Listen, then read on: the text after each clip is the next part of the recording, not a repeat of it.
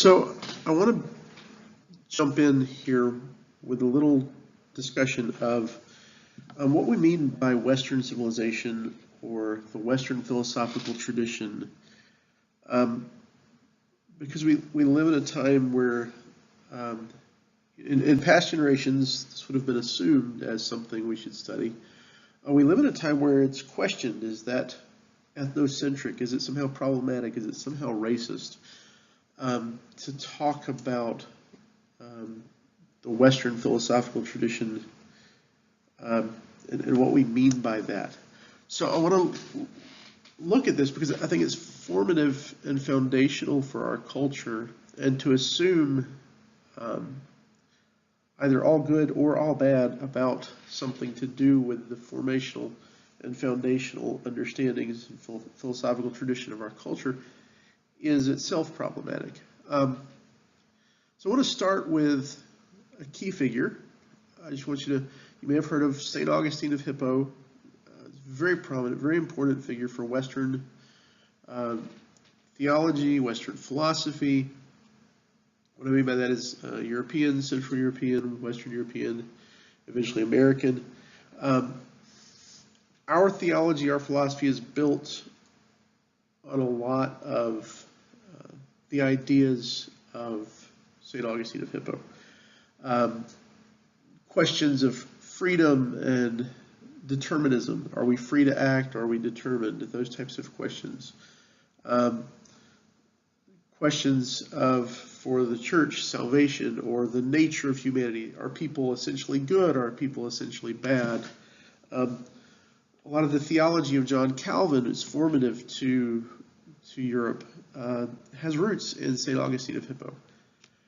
And so this is a key Western Christian philosophical, theological thinker, and his writings are incredibly important for our approach and understanding of the development of Western philosophy. So I want you to take a second and think when I talk about a Western, a Christian saint, a monk, a bishop in the Roman Catholic Church, key figure, key writer, key thinker. How do you picture him? What image do you have in your mind? What might he look like? And I want to talk about this a little bit today. We're going to read some articles on this. We're going to discuss this in the forum. But understand that St. Augustine was born in Numidia, and he was a bishop in the city of Hippo. Where is this? Well, Numidia and Hippo are both parts of what is now North Africa, Algeria, Tunisia, this region. This is where Augustine was born. This is where he lived. This is where he taught. This is where he wrote. This is an icon of St. Augustine of Hippo. Notice that he's not this lily-white Northern European, right? This is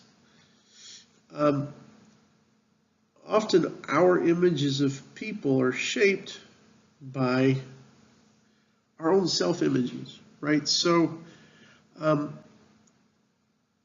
it's become popular to think of the modern philosophical, the Western philosophical tradition, the Western religious tradition as somehow Northern European, Anglo in its roots and in its origins.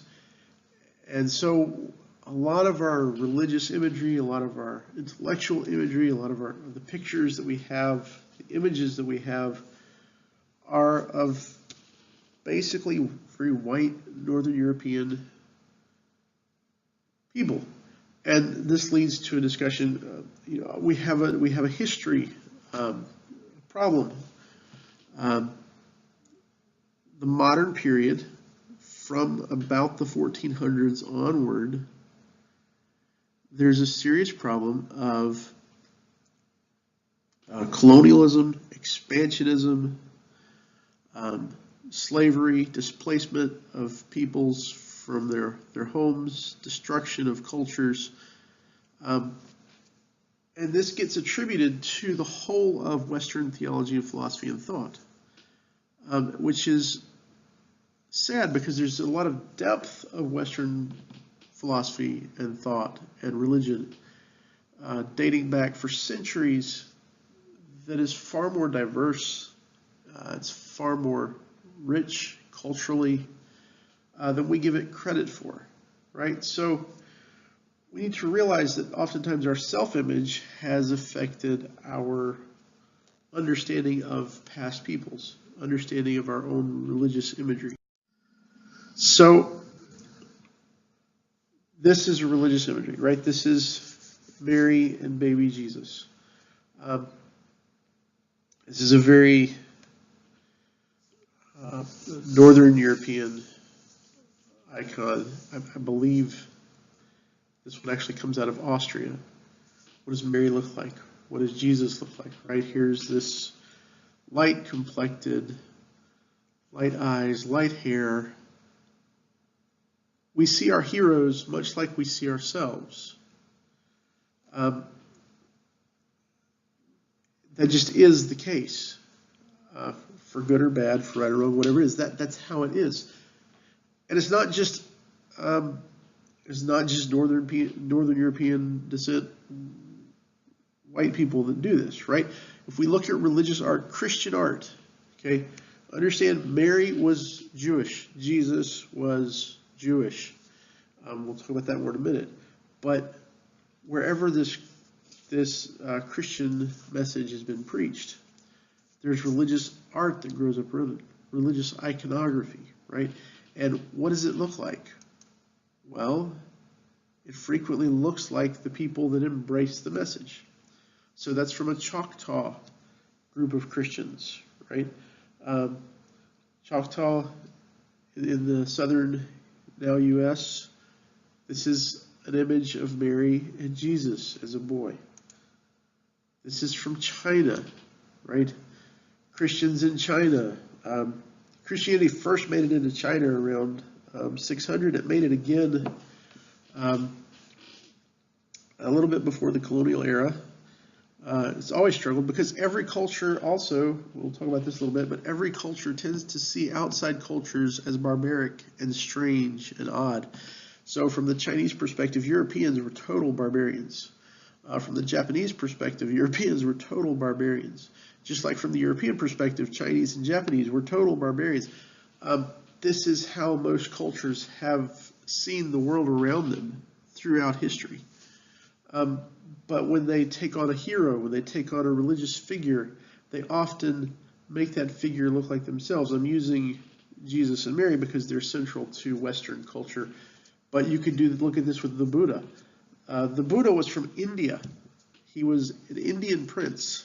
But the imagery of the Buddha changes based on where Buddhism has been accepted. It becomes more like the culture around which has accepted it. And so we see this again. This is an image of Mary and baby Jesus from India. This is a very old icon image. Thomas, if you've ever heard of Doubting Thomas, the disciple of Jesus, who wouldn't believe in Jesus' resurrection until he touched him, until he saw him. He was the first missionary to India, and there are churches in India that date their existence back to the coming of St. Thomas, the disciple, the apostle of Jesus. And their image of Mary and Jesus is very Indian. We see it here again. This is from Ethiopia. The Ethiopian church, the history of it goes back, if you read the New Testament, the story of how the gospel message of Jesus gets to Ethiopia is found in one of these earliest New Testament books, the book of Acts, where an Ethiopian dignitary is preached to by one of the first deacons, whose name is Philip. And so how do we see Mary and Jesus there? Ethiopian. Right? We envision our heroic, our religious figures very much like we envision ourselves. But if we're going to ask these questions of culture and race and racial issues, around our education, one of the first things we need to do is recognize the history of where these key thinkers and key people actually lived and where they came from and how they viewed the world. You should have read the writing by Martin Luther King Jr. And Dr. King draws on Jesus. He draws on Plato. He draws on Socrates. He draws on this Western theological and philosophical tradition as underpinning him. Now, he mentions Gandhi, right? But the interesting thing about Gandhi is a reformer of the Indian tradition.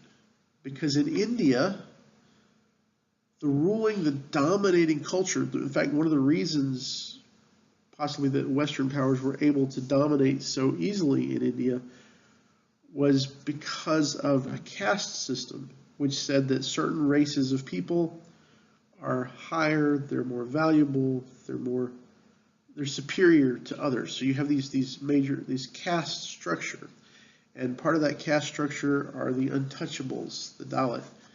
And Gandhi rejects that. What does he reject that based on? Well, Gandhi was a Hindu, but he wanted to reform Hinduism, and he reformed it based upon reading Jesus' Sermon on the Mount, right? Based upon his confrontation with certain aspects of Western philosophical, political, and religious tradition. Gandhi's accusation against the West was, Gandhi said, "I love your Jesus, I don't like your Christians," because he ran into many hypocritical Christians who he felt were not living, teaching, and acting the very teachings of the Jesus who they claimed to worship. But Gandhi sought to reform Hinduism on the basis of some of these teachings of Jesus, and that again impacts Martin Luther King Jr. We need to understand this because there have been movements since the 80s to kind of reject our own intellectual tradition. Now, images are important in this, and I'm going to be talking about images a lot here because there's some articles you're going to read for your forum exercise on how we see things, how we understand art. This image is a reconstruction done by anthropologists and biologists. It took DNA work and a skull from the Galilee region of Israel from the time period when Jesus and his disciples would have lived and been there. This, essentially, these anthropologists say, is what Jesus or any of his disciples could have looked like. Right? This is, genetically speaking, this was a Galilean Jew of the time of Christ. And Jesus, from the reports that we have in the teachings of the church and the teachings of the scriptures, wasn't anything special to look at. He was not particularly appealing or unappealing. He wasn't anything special to look at. He was, in some sense, a very average-looking person. So this is the average-looking man of Galilee at the time of Jesus. Right? This is not some light-haired, white, blue-eyed figure that we see often in a lot of religious art. The teachings of Jesus and the church that came out of those teachings are essential to the development of Western philosophical thought. Okay? St. Augustine comes out of that tradition. As you move further on, right? St. Thomas Aquinas comes out of that tradition. The Renaissance comes out of that tradition. A lot of your key thinkers, from Kant to Isaac Newton to Galileo, all these thinkers come out of this Christian tradition. They exist in certain relationships, and sometimes in tension, sometimes in agreement with the church, but they're drawing upon this Western philosophical tradition, and this Western philosophical tradition isn't actually rooted in Northern European culture. That adds to it. It's all cultures blend as they meet. They they borrow from each other, they learn from each other, they often steal from each other, right?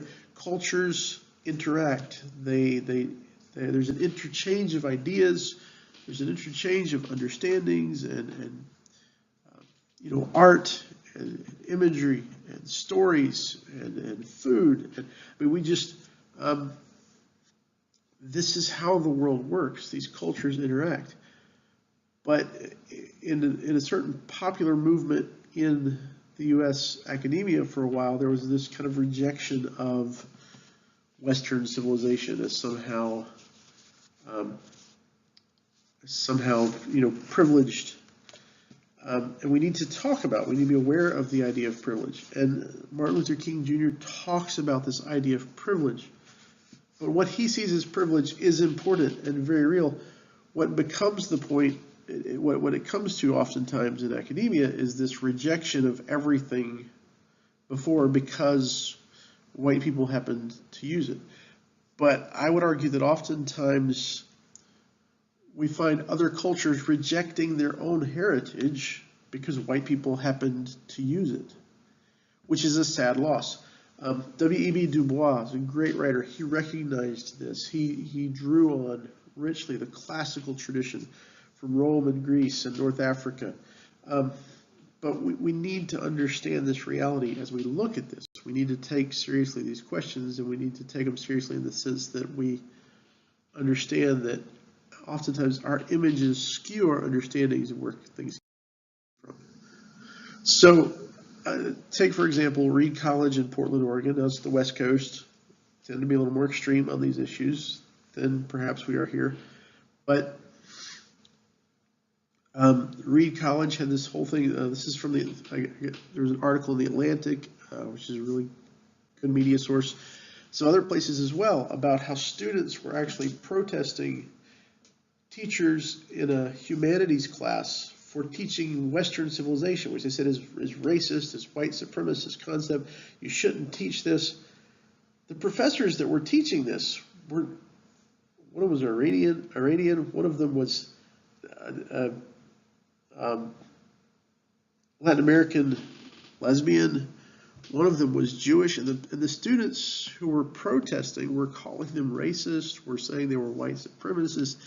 It became almost farcical, so that the Washington Post and the Atlantic and other columnists were just almost, they're beginning to ask the questions, what is higher ed when we can't have the freedom of thought to discuss our own philosophical and historical, literary and artistic tradition, our own civilizational roots?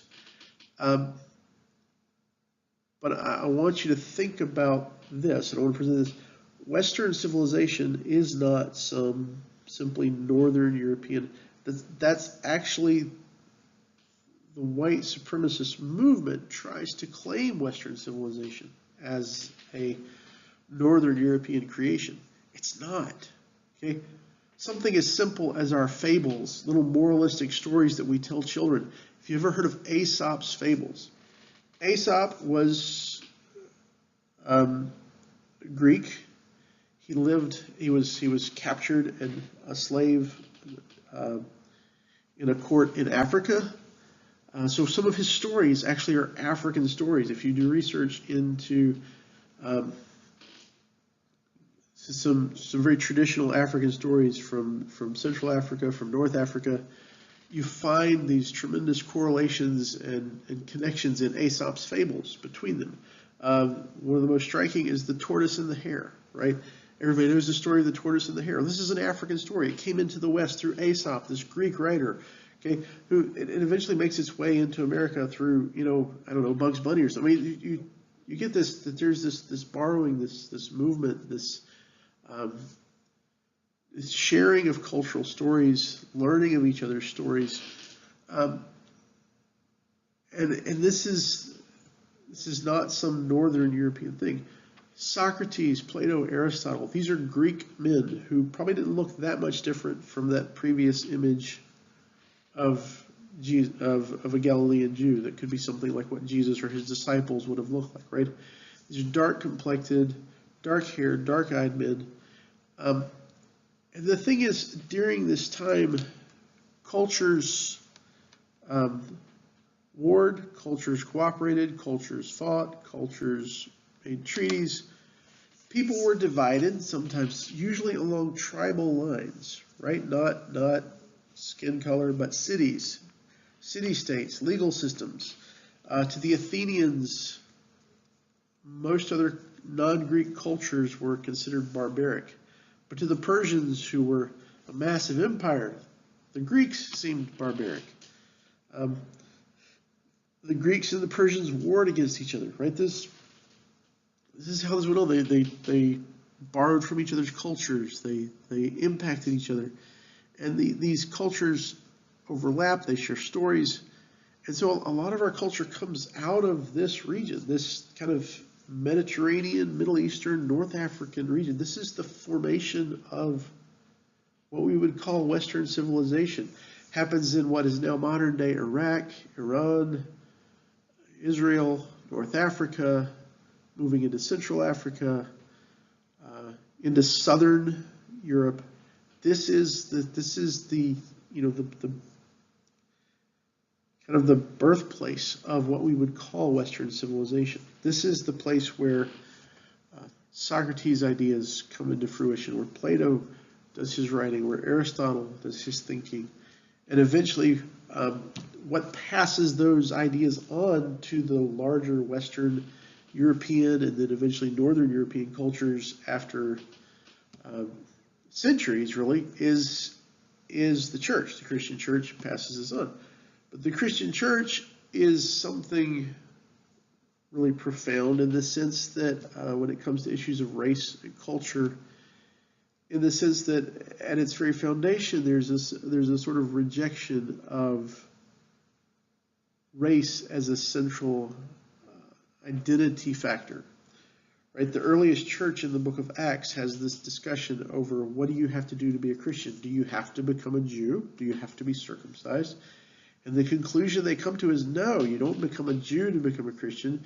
This amazing thing is happening from the Christian perspective. God is just, and all these first Christians are Jews, saying God is deciding to save the whole of the world, coming through a Jewish Messiah, Jesus, who is Jewish, but not to make everyone Jews, but to bring everyone into obedience to the Messiah as the King of the universe. This is early Christianity. This is what they're saying.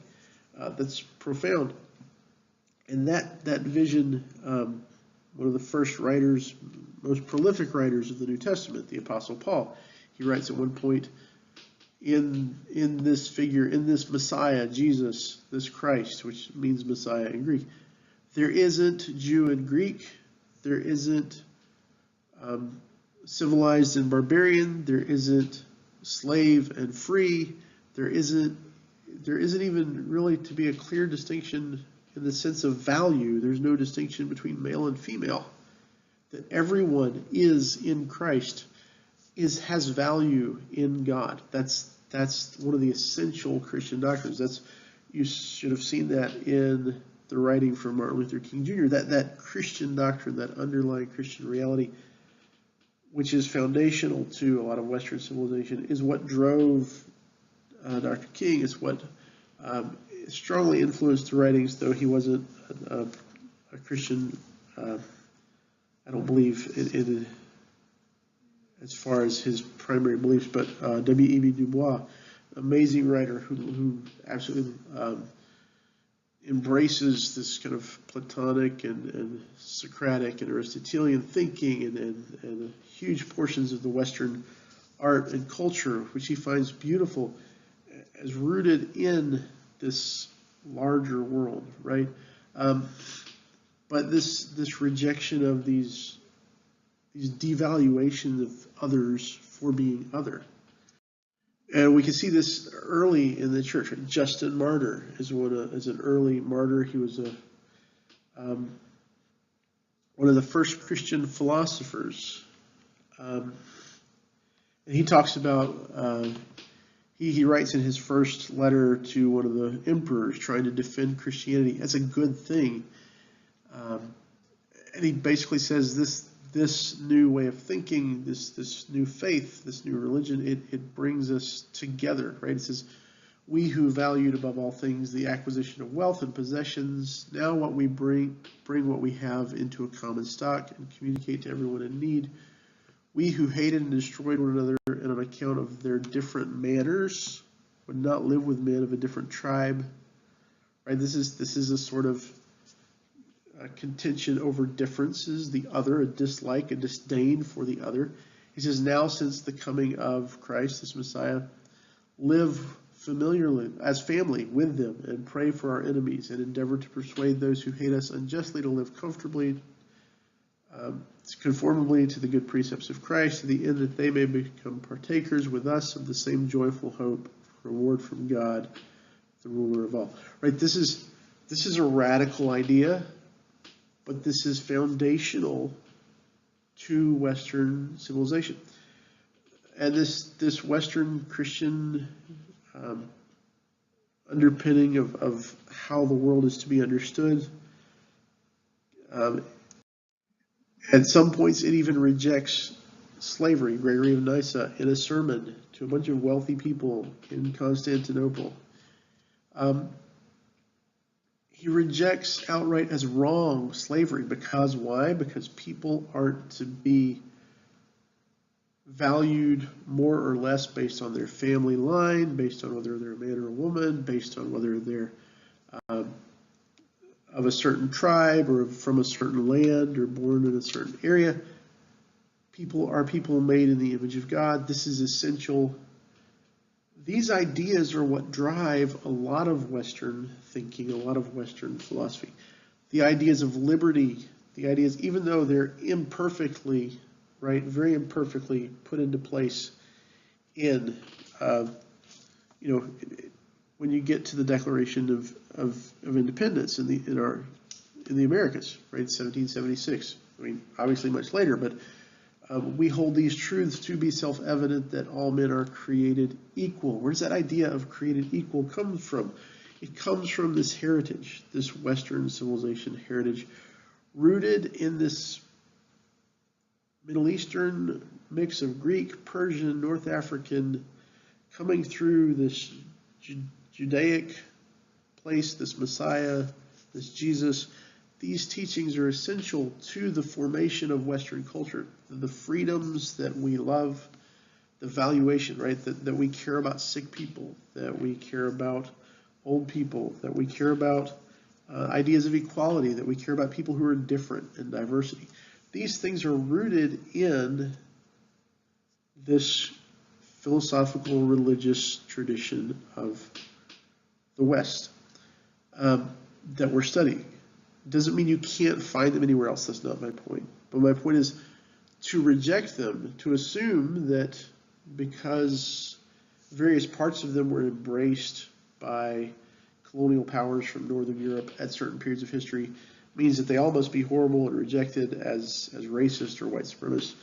That's problematic. That misses the beauty and the value and the goodness in a lot of these things, right? That's what I wanted to get across in this brief. That's what I want you to think about as we read the articles for the discussion forum, as you're reading, as you read Martin Luther King and answer those questions, that there's some value to this philosophical and even religious tradition of the West. Because this is what we'll focus on, because, as I said in your syllabus, right, the Western philosophical tradition is very much a footnote to Plato, the ideas of Socrates, right? That may be a slight overstatement. I would argue that you have to say more about the place of Christ and the Judaic laws and understanding, the idea of the Jewish Messiah and the teachings of Jesus, I think are as formative and important as Plato, if not more so. But Plato is quickly brought into that, and we'll talk some about how Socrates and Plato were seen as very much grasping beforehand some of the concepts and precepts of the Christian faith. Justin Martyr, who I mentioned earlier, right, saw in Plato early, Plato's, a few hundred years before Jesus comes, but Justin Martyr saw so many of his own Christian ideas in Plato's philosophy um, that he assumed that Plato had actually read the Hebrew Scriptures. Probably Plato didn't, very unlikely that he did, but there are some ideas there that are parallel and relate. There's some blending from through Jewish philosophers like Philo, who we won't get to study, but these connections, these thinkers, this thought tradition, this philosophical and theological tradition that has formed our culture, the things that we value. Oftentimes we've forgotten it. To assume that it's bad because people have done evil things, claiming some superiority based on culture, not recognizing that this culture is made not by some one white Northern European race, but is a blend of cultures and races and ideas that were pulled together in a church, in a structure that valued people and ideas as looking for universal truths, and people as images, as Gregory says here, as people made in God's image that can't be bought, that shouldn't be slaves, right? You shouldn't be able to pay a price for a person because they're made in the image of God. These ideas are foundational. They're where we get the idea of freedom and liberty and equality. Those ideas are rooted in this Western philosophical and theological tradition. To throw the tradition out because a certain race happened to claim it or hold to it for a while during a time when there was colonialism and abuse and slavery is to lose something incredibly valuable. So I wanted to keep that in mind. To kind of conclude the point, right, I want to, that the roots of this tradition are not just simply some very myopic white Northern European culture and philosophy. Pope Gregory the First, okay, AD 540 to 604, said that Gregory saw some slaves taken from. He's in Italy, right? He's southern European on the Mediterranean. Familiar with, his connections are with Greece and North Africa and Italy and southern Spain. So you have Berber peoples, Arab type peoples, Middle Eastern peoples, Greek peoples, these southern Italians. He sees these slave boys taken in battle, because kings are still taking slaves when they go to battle.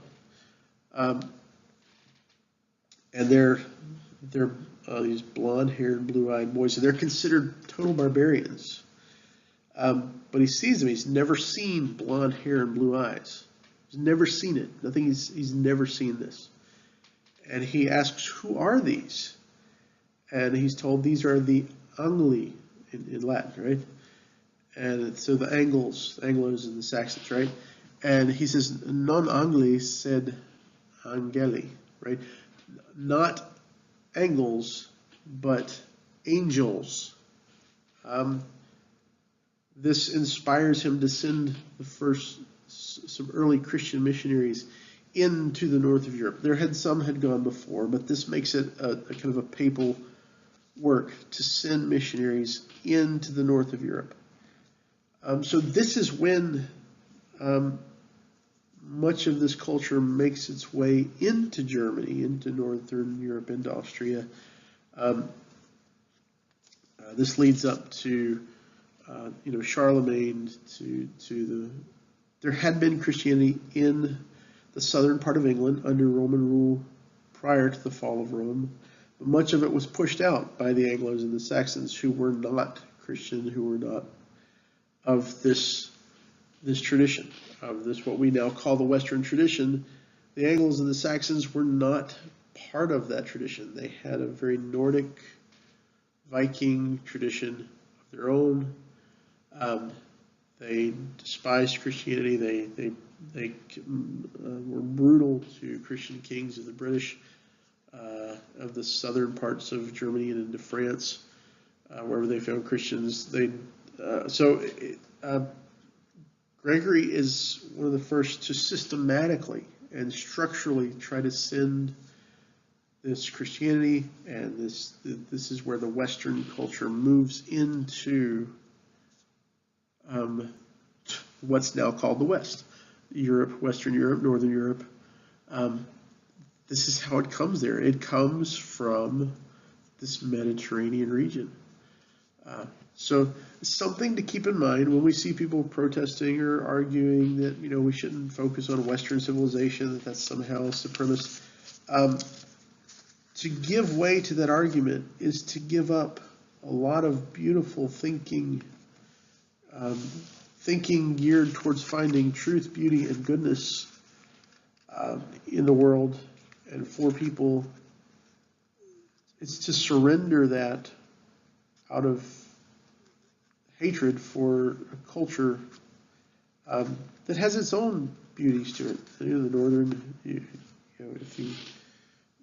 there are beauties in the Northern European culture that became part of the Western tradition, right? It's not just that one displaced the other. These cultures overlap and interact and influence each other. But the heart of what we would call Western civilization and Western philosophical thinking is rooted in Plato, which means Socrates, Plato, Aristotle, those who followed him, and in the Judeo-Christian understanding of the world, of God, of ethics. These things are primary to shaping what we call Western civilization. And their roots are not just some Northern European oppressive, controlling philosophy. Their roots are very much from a plurality of sources throughout the Mediterranean, the Middle East, into Persia, and down into Africa. So don't let kind of the political jargon in academia make you think that somehow Western civilization is some oppressive view. There's a great deal of value from a wide spectrum of cultures in a large region of the world that are important to understand and to grasp.